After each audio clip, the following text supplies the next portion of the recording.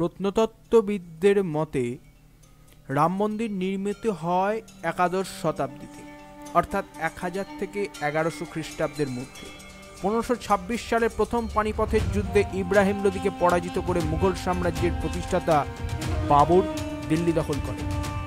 এরপর মুসলমান শাসকদের যে চিরাচরিত প্রথা, ক্ষমতা দখল করেই ইসলামের ঝান্ডা ওড়ানো এবং অমুসলিমদের উপস্থাপনা স্থল ভেঙে দিয়ে মসজিদ বানানো বা তাকে মসজিদে রূপান্তরিত করা, বাবর সেদিকেই নজর দেয়। এজন্য বাবরের নির্দেশে তার সেনাপতি মীর বাকি খা 1527 থেকে 28 সালে অযোধ্যা আক্রমণ করে প্রথমে কিছু হিন্দুকে হত্যা করে এবং বাকিদের বন্দী করে। এরপর ভারতের প্রধান রাম মন্দির, যা রামের জন্মভূমি অযোধ্যাতেই অবস্থিত, সেটার উপরের অংশ ভেঙে ফেলে এবং মন্দিরের মূল ভিত্তির উপরেই মসজিদ তৈরি করে, যেটা বাবরি মসজিদ নামে পরিচিত। আজকে সম্পূর্ণ ভিডিওটির মাধ্যমে সম্পূর্ণ রাম মন্দিরের ইতিহাস, যা রক্তাক্ত ইতিহাস, হিন্দুদের ইতিহাস, সবটা বলার চেষ্টা করব এবং সম্পূর্ণ তথ্য দেওয়ার নির্ভুলভাবে চেষ্টা করব। তাই বিনা স্কিপ করে সম্পূর্ণ ভিডিওটি দেখুন এবং দ্বিতীয় পৃথিবীর চ্যানেলটি যদি নতুন হয়ে থাকেন তাহলে অবশ্যই সাবস্ক্রাইব করে পাশে থাকা বেল আইকনটি অল করে দিন, তাহলে প্রতিনিয়ত এই ধরনের বিভিন্ন তথ্যবহুল ভিডিওর আপডেট সবার আগে আপনার ফোনে পৌঁছে যাবে। তাহলে চলুন সেই রাম মন্দিরের ইতিহাস সম্পর্কে একটু আলোচনা করা যাক। সম্পূর্ণ ভিডিওটির মাধ্যমে জানা যাক সেই রাম মন্দিরের রক্তাক্ত ইতিহাস। তাহলে চলুন শুরু করা।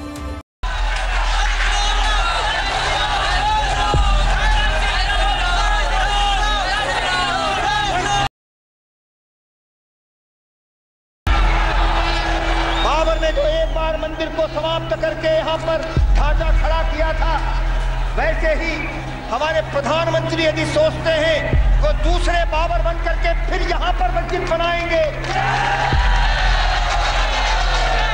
এই মসজিদ তৈরি করার সময় যেসব হিন্দুদেরকে বন্দী রাখা হয়েছিল তাদের গলা কেটে প্রথমে একটি পাত্রে সেই রক্ত সংগ্রহ করা এবং তারপর জলের পরিবর্তে চুন সুরকির সাথে সেই রক্ত মিশিয়ে মন্দিরের মূল ভিতের উপরই ইটের উপর ইট গেঁথে মসজিদ নির্মাণ করা হয়। তাই ইসলামী প্রথাসম্মত মসজিদ এটি ছিল না। ইসলামের বিজয় অভিযানে হিন্দুদের মনোবল ভাঙতে যত্রতত্র অসংখ্য মন্দির ভেঙে যেমন বিজয় স্মারক নির্মিত হয়েছিল বাবরি মসজিদও তেমনি বাবরের একটা বিজয় স্মারক। একইভাবে বাবর সম্বল ও চান্দ্রির মন্দির ভেঙে তাকে মসজিদে রূপান্তরিত করে এবং গোয়ালিয়রের নিকটবর্তী জৈন মন্দির ও বিগ্রহ ধ্বংস করে। যাই হোক, আকবর মন্দির নির্মাণের অনুমতি দেওয়ায় এবং মসজিদের পাশে একটি মন্দির নির্মিত হওয়ায় জাহাঙ্গীর এবং শাহজাহানের আমলে এ নিয়ে কোনো রকম লড়াই সংগ্রাম সেই সময় হয়নি। কিন্তু ঔরঙ্গজেবের সেটা সহ্য হলো না। সে একটি বাহিনী পাঠায় ওই মন্দির ধ্বংস করার জন্য। 10,000 লোক নিয়ে বৈষ্ণব দাস মহারাজ নামে এক সাধু ঔরঙ্গজেবের ওই বাহিনীকে প্রতিরোধ করে, ফলে সেবার মন্দির রক্ষা পায়। এরপর আরও কয়েকবার ঔরঙ্গজেব মন্দির ধ্বংসের জন্য তার বাহিনী পাঠিয়েই যায়, কিন্তু প্রতিবারই হিন্দু এবং শিখ গুরু গোবিন্দ সিংহের নেতৃত্বে শিখরা মিলে মন্দিরকে রক্ষা করে এবং দখলাকৃত মন্দিরকে আবার উদ্ধার করে। কিন্তু ঔরঙ্গজেব দম্বার পাত্র ছিল না। মুঘল সৈন্যরা এক রমজান মাসের 7ম দিনে হঠাৎ আক্রমণ করে আকবরের সময় মসজিদের পাশে নির্মিত হওয়া ওই রাম মন্দিরকে ভেঙে ফেলে এবং হিন্দুরা বাধা দিতে এলে 10,000 হিন্দুকেও হত্যা করে তারা। মুঘলদের আরও এক ইতিহাসের বই আলমগীর নামায় এই ঘটনার উল্লেখ পাওয়া যায়, যা এতক্ষণ বলল। এরপর 1857 সিপাহী বিদ্রোহের সময় হনুমানগড়ির মহন্ত উদ্ভব দাস অস্ত্র হাতে নিয়ে রাজ জন্মভূমিকে উদ্ধারের চেষ্টা করেন। সেই সময় অযোধ্যার নবাব ফরমান আলীর মুসলিম সৈন্যদের সাথে হিন্দুদের যুদ্ধ হয়।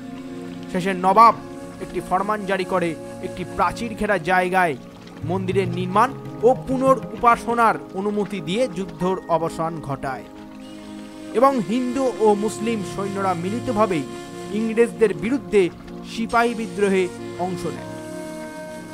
মূলত নবাব এই আপোষ করতে বাধ্য হয়েছিল। সিপাহী বিদ্রোহে হিন্দু ও মুসলিম সৈন্যদের একত্রিত করবার স্বার্থে। কিন্তু সিপাহী বিদ্রোহ ব্যর্থ হলে এই সব কিছুই জলে যায়। ইংরেজরা ওই রাম জন্মভূমিরই একটি তেঁতুল গাছে অনেককে ফাঁসি দিয়ে ঝুলিয়ে মারে এবং নবাবের ফরমান ইংরেজরা বাতিল করে দেয়। ফলে আবারও হিন্দুরা ওই স্থানে পূজা প্রার্থনার অধিকার হারায়। শুধু তাই নয়, ইংরেজরা ওই তেঁতুল গাছটিকেও সমূলে উপড়ে ফেলে। এরপর 1912 সালে হিন্দুরা নির্মোহম আকরায় সন্ন্যাসীদের নেতৃত্বে বহু প্রাণের বিনিময়ে জন্মভূমির একাংশ উদ্ধার করে এবং বাকি অংশ উদ্ধারের জন্য লড়াই হয় 1934 সালে।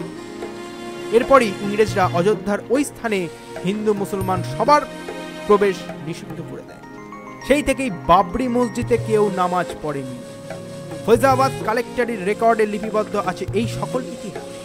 ভাঙার সময় বাবরি মসজিদে একটি পরিত্যক্ত মসজিদ ছিল, তা জঙ্গল এবং গাছপালায় ভরা এবং ক্ষয়ে যাওয়া মসজিদের দেওয়ালের ছবি দেখে তা সহজেই বোঝা যায়। 1527 সাল থেকে হিন্দুরা রাম মন্দির উদ্ধারের জন্য লড়াই করেছে এবং চেষ্টা করেছে। ছোট বড় মিলিয়ে মোটামুটি 76 বার। 77তম বারের প্রচেষ্টায় 1992 সালে হিন্দুরা দখল, রূপান্তর ও অসহিষ্ণুতার প্রতীক বাবরি মসজিদকে ধুলোয় মিশিয়ে। কিন্তু এই শেষবারের প্রচেষ্টাও ছিল প্রায় 2.25 বছর, অর্থাৎ 2.5 বছর। হিন্দুরা প্রথম 20 সেপ্টেম্বর 1990 সালে জনসংকল্প দিবস পালন করে। এরপর বহু জেল, জরিমানা, হুমকি অগ্রাহ্য করে কিছু প্রাণের বিনিময়ে 6 ডিসেম্বর 1992 সালে ভেঙে ফেলে বাবরি মসজিদ। তাই এই 6 ডিসেম্বর হিন্দুদের কাছে শৌর্য দিবস হিসেবে বিবেচিত হয় আজ। আশা করি সম্পূর্ণ ইতিহাসটাই জানাতে পারলাম। আশা করি সকলের ভালো লাগলো। যদি ভালো লাগে থাকলে অবশ্যই একটি লাইক, এবং এছাড়াও রাম মন্দির দেখতে আপনারা কারা কারা যাচ্ছেন অবশ্যই কমেন্টে জানান, কারণ আমরাও অপেক্ষায় থাকি। যদি দ্বিতীয় পৃথিবীর চ্যানেলটিকে এখনো যদি সাবস্ক্রাইব করে না থাকেন তাহলে অবশ্যই সাবস্ক্রাইব করুন। এই ধরনের বিভিন্ন রকম তথ্য প্রতিনিয়তই আমাদের চ্যানেল থেকে আপনাদের দিয়ে থাকি। তাহলে চলুন, দেখা হবে আবার পরবর্তীতে। ততদিন ভালো থাকবেন, সুস্থ থাকবেন। রামের আশীর্বাদী হাত আপনার মাথায় পড়ুক। আগামী দিনগুলি ভালো করে কাটান, ভালো কাটান। ধন্যবাদ।